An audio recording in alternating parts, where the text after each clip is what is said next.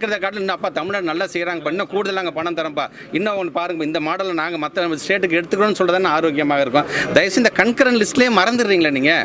இது வந்து ஒன்று உங்கள் சைடு மட்டுமா இருக்குது, கண்கரன் ஒத்திசைவு தானே, மாநிலத்துக்கும் ஒன்றியத்துக்கும் சேர்ந்து தானே முடிவெடுங்க. அதையே மறந்துடுறீங்களா?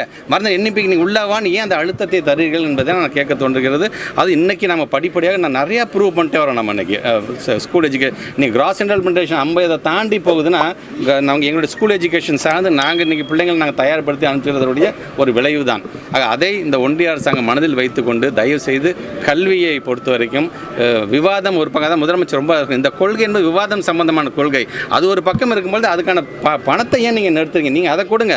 அந்த விவாதத்தில் யார் ஜெயிக்கிறா, நீங்கள் ஜெயிக்கிறாங்க, நாங்கள் ஜெயிக்கிறோம், அப்புறம் மாற்றுக்கலாம், அது மக்களிடம் விட்டு விடலாம். ஆனால் கல்வி என்றபோது நம்முடைய மாணவ செல்வங்களுடைய அந்த படிப்பை அந்த கல்வியை பாதிக்கின்ற வண்ணம் அந்த தொகையை நீங்கள் நிறுத்துவது என்பது சரியாக இருக்காது.